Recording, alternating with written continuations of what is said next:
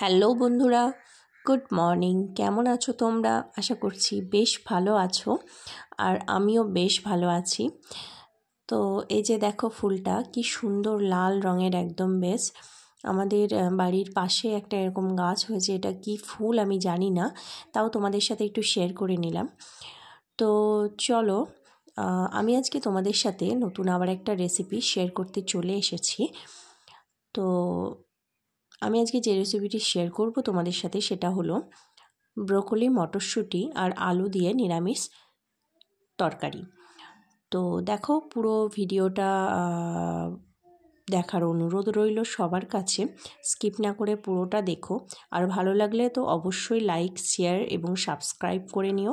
আর যারা আমার চ্যানেলে নতুন তাদেরকে রিকোয়েস্ট করছি, প্লিজ প্লিজ প্লিজ সাবস্ক্রাইব করে নিও, যাতে আরও নতুন নতুন রেসিপি আমি তোমাদের সাথে শেয়ার করতে পারি। তো চলো, আমি আমার ভিডিওটি শেয়ার করি তোমাদের সাথে। তো এই যে দেখছো, এটা ব্রোকলি সাধারণত শীতকালেই পাওয়া যায়।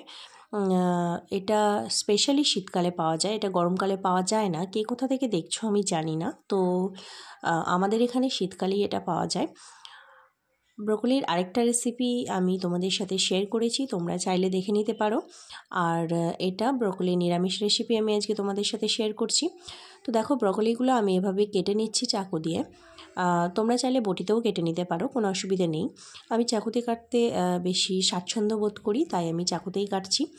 তো ব্রোকলিগুলো আমি এভাবে প্রথমে পিস পিস করে পুরোটা কেটে নিচ্ছি। কেটে নেওয়ার পরে ফুলগুলোর মধ্যে কোনো পোকা টোকা আছে কি না আমি এটাকে একটু দেখে নেব ভালো করে। ব্রোকলি খুব ছোট করে পিস করার কোনো দরকার নেই, একটা মিডিয়াম সাইজের পিস করলেই হবে। কারণ কি, এটা সিদ্ধ হতে বেশি টাইম লাগে না, খুব অল্প সময়ের মধ্যে এটা রান্না হয়ে যায়। তো ব্রোকলিগুলো আমার সব কাটা হয়ে গেছে, এবার আমি একটা জায়গায় নিয়ে নিলাম। দেখো, খুব সুন্দর একটা সিম্পল নিরামিষ রেসিপি আমি তোমাদের সাথে শেয়ার করছি। দেখতে যেমন লাগছে, খেতেও ঠিক ততটাই ভালো লাগবে। তো পুরো ভিডিওটা দেখতে থাকো। তো এখানে দেখো, ব্রোকলিটা আমার কাটা হয়ে গেছে, পিস পিস করে সুন্দর করে ধুয়ে রেখে দিয়েছি। আর আলুগুলোকে এভাবে লম্বা করে কেটে রেখে দিয়েছি। তোমরা চাইলে তোমাদের পছন্দ মতো কেটে নিতে পারো, এটাকে গোল করেও কাটতে পারো, কোনো অসুবিধে নেই। তো এখানে দেখো, আমার একটা ক্লিপ মিস হয়ে গেছে, তার জন্য সরি। এখানে আমি যেটা করেছিলাম, প্রথমে কড়াই চাপিয়ে দিয়ে এর মধ্যে পরিমাণ মতো তেল দিয়ে দিয়েছিলাম, আর একটু পাঁচফোড়ন আর পরিমাণ মতো ঝাল দিয়ে আলুগুলোকে দিয়ে দিয়েছিলাম। আলুগুলো দিয়ে দেওয়ার পরে আলুর উপরে আমি টমেটোগুলো দিয়ে দিয়েছিলাম। তারপরে দেখো, একটু নেড়ে চেড়ে নেওয়ার পরে এর মধ্যে আমি নুন হলুদ দিয়ে দিচ্ছি। নুন হলুদ দিয়ে আরও একটু ভালো করে নেড়ে চেড়ে নেব। টমেটোটা আগে এই জন্যই দিয়েছিলাম যাতে তাড়াতাড়ি গলে যায়, তার জন্য। তো তোমরা নুন হলুদ আর টমেটো একসাথে দিতে পারো, সেখানেও অসুবিধা নেই, কিন্তু আমি টমেটোটা আগে দিয়েছিলাম। যাই হোক, তারপরে এখানে আমি ভালো করে এটাকে নেড়ে চেড়ে কষিয়ে নিচ্ছি। 2 মিনিট মতো কষিয়ে নেওয়ার পরে দেখছো টমেটোগুলো আমার পুরো গলে গেছে, আর আলুগুলো একটু গোল্ডেন ব্রাউন করে ভাজা হয়ে গেছে।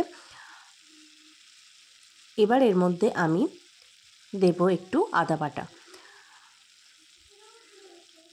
তো আদা বাটাটা দিয়ে দেওয়ার পরে আমি এটাকে আরেকবার ভালো করে নেড়ে চেড়ে নেব। ভালো করে নেড়ে চেড়ে কষিয়ে নেওয়ার পরে এরপরে আবারও আমি যেটা অ্যাড করব সেটা হলো জিরে ধনে গুঁড়ো। জিরে ধনে গুঁড়োটা আমি বাড়িতেই তৈরি করি।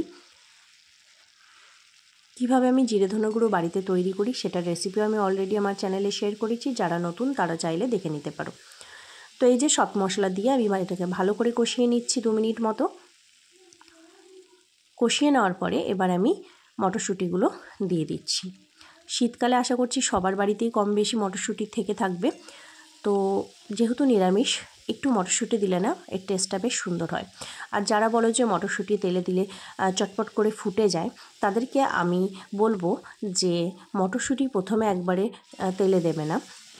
দুটো যে তরকারিটা তোমরা করবে সেই তরকারিটা দুটো একটা সবজি দিয়ে একটু নেড়ে চেড়ে নেওয়ার পরে আমার মতো এভাবে মাঝখানে মটরশুঁটিগুলো দিয়ে দেবে।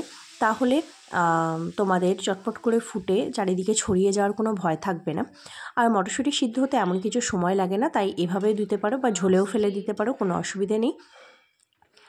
তো এই যে ভালো করে সব কিছু দিয়ে কষিয়ে মটরশুঁটিটা দিয়ে একটু নেড়েচেড়ে নিয়ে আমি পরিমাণ মতো জল দিয়ে দিলাম। তারপরে এটাকে আমি 5 মিনিট মতো ঢাকা দিয়ে দিচ্ছি। তো এই যে দেখো 5 মিনিট পরে আমি ফিরে এসেছি। আমার ঝোলটা একদম টকবক করে ফুটে উঠেছে আর আলুটা আমার একটু সিদ্ধ হতে এখনও বাকি আছে।